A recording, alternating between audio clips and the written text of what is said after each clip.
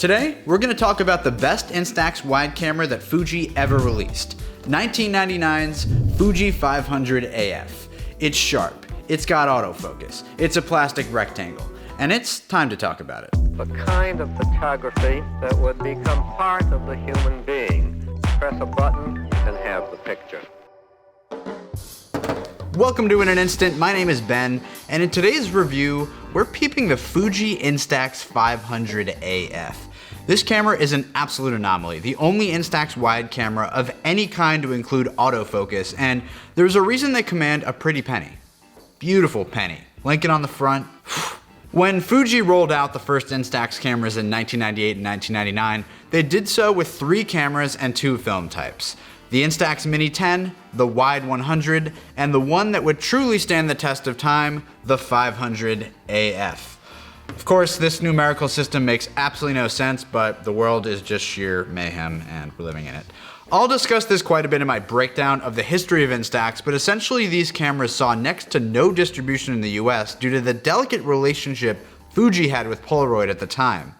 As a result, the Instax 500 AF was a hit in Japan, but getting your hands on one in the US, even to this day, is an expensive proposition. eBay prices on average hover between $200 and $250. That's an obvious barrier for a lot of folks, but there's little else cheaper in this tier of wide cameras, and we'll get to that later. Enough about money. Money is points. Money is a construct created by humans to control other humans. Okay, let's just talk about the fucking camera. Right off the bat, this thing just feels solid. The Instax wide format is wide, so all of the cameras are large, but this guy is more compact, dense. It feels ergonomically great. Kind of looks stupid, certainly a certified doinker. I mean, very little going on here aesthetically. On the back, you've got a basic set of controls, but it's basically all you need.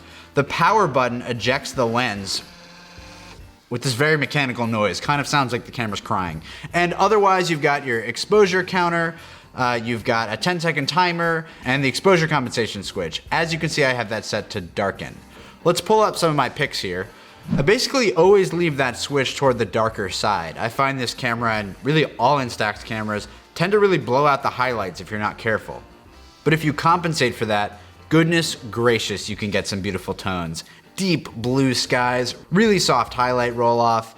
I've said this before and I'll say it again, Instax film is incredible, and if you have the right camera, you can achieve some really crisp results we haven't seen since the pre-2009 Polaroid film stocks. The lens on the 500 is superb. It's not glass, but the 3-element f12.8 produces results damn near as sharp, and of course it's got the autofocus.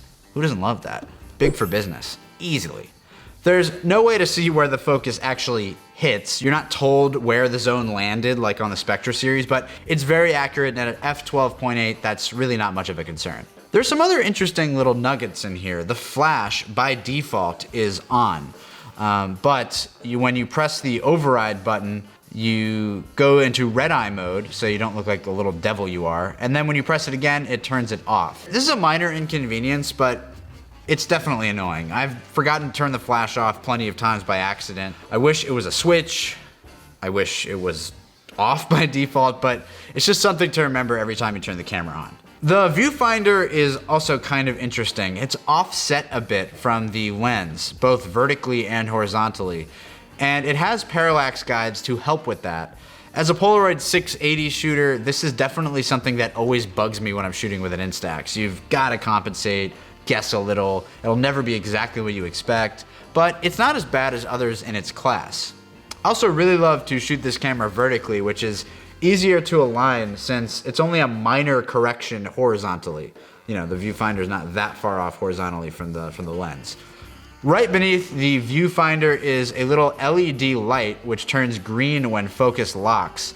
And even though that light is not inside the viewfinder, it's very well positioned to peripheral vision. It just sits right below your eye. And also it has a tripod mount. Very clutch. So regarding the price, the elephant in the room, taking a dump. $200 to $250 is a lot. There's no doubt about that.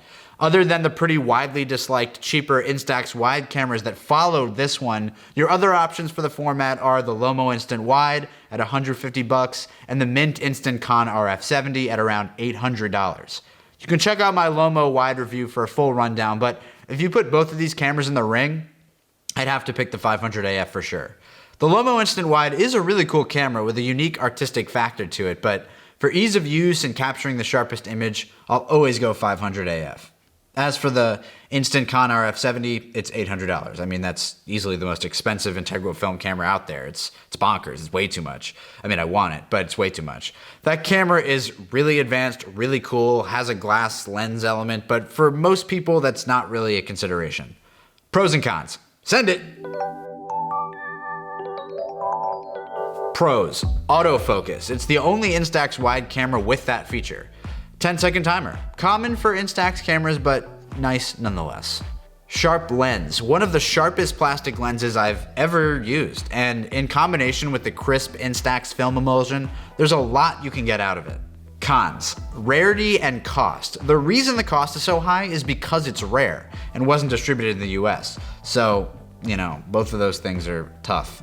Viewfinder position. This is far less egregious as other viewfinders and is probably among the best on a wide camera, but I wish it was at least aligned vertically with the lens to make it a little bit easier. And aesthetic. This thing looks like an oversized disposable camera and there are no accessories to, put lipstick on it, but I'm body positive, so we'll leave it at that. If you can get your hands on this wide boy, I really do recommend it. When I want that Instax look, it's definitely my first grab. Thank you for watching in an instant. Go ahead and autofocus your finger onto that subscribe button. Stay tuned for more reviews, breakdowns, and all things instant. Bye.